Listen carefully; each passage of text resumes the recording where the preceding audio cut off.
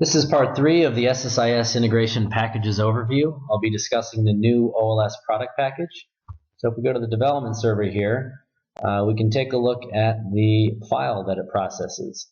This is the SAP OLS article master file.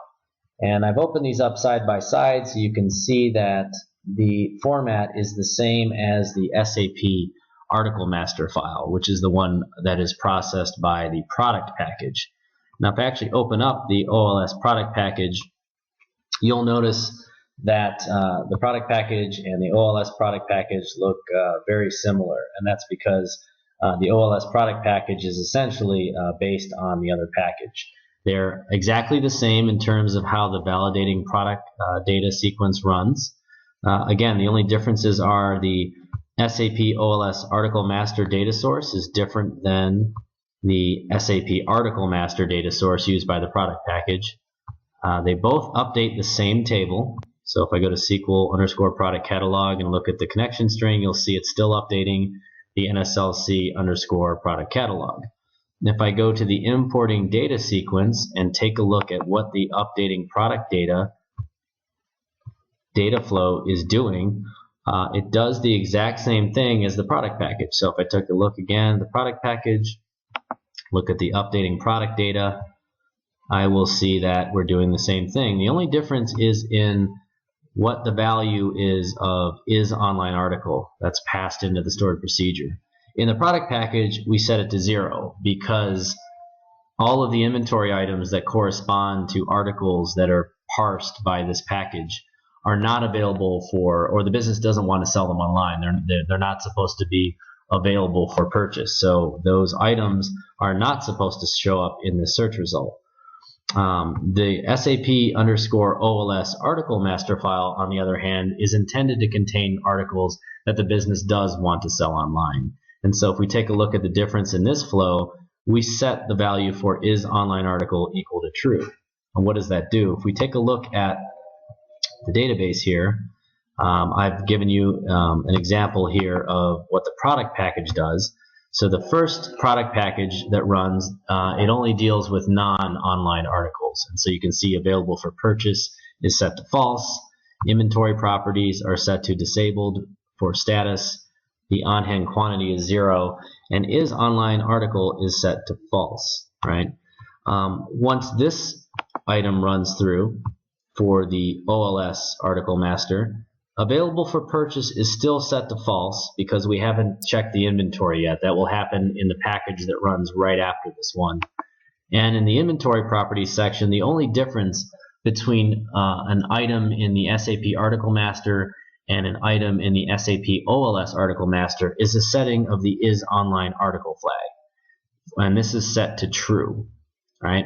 And the idea is that these inventory items are all stored in the same table. And if I go over here and collapse this down,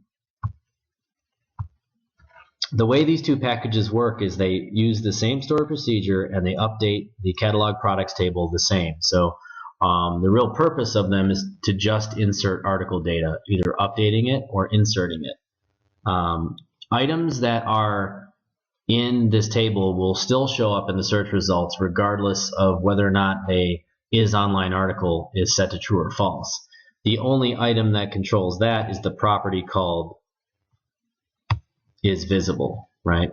So again, if this item was inserted by the product package, it would be set with isVisible. So it'll still show up in search results, but it won't be available for purchase. The same applies to this item, which is inserted by the SAP OLS article master file via the OLS product package. If you look here, it's still not going to be available for purchase on the site yet because we haven't parsed the inventory file yet. So at this point, they're treated identically in the search results. And the inventory properties for this item, again, even though it's set to isOnlineArticle, there's not inventory yet. And as you recall, the only way something can show up in the search results is if it has inventory and it has been marked as an online article. And that's the only time you'll see the available for purchase flag set to true. So that won't happen until the next package runs. So the purpose of this package is only to insert the article data into the database and to prepare the inventory item so the system knows that it is an online article. Whether or not it gets enabled will be controlled by the next package. So coming back here to OLS product package, again, the only difference between this and the product package is that it prepares the inventory catalog to understand that the SKU is actually something that will be sold by the business online. But that can only happen if the inventory package runs and sets up a valid inventory for this item, which means that it has to be greater than 0. So this is really a simple package in that it just basically updates the product catalog database and flips the flag for is online article to true. So here's a point of recommendation. Given the fact that these two files have an identical structure, and given the fact that they do exactly the same thing, what I would recommend is a slight modification to the SAP article master file to add in an indication of whether or not an item is an online article. If we were able to do that, we could get rid of this package altogether and only have a single one, which would make a lot more sense. So that's just something to consider for the future. But that's how this package works.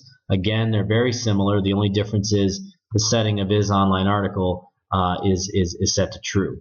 Now we'll get into how the items are enabled for the search results and why they show up, and how the inventory is created in the next session.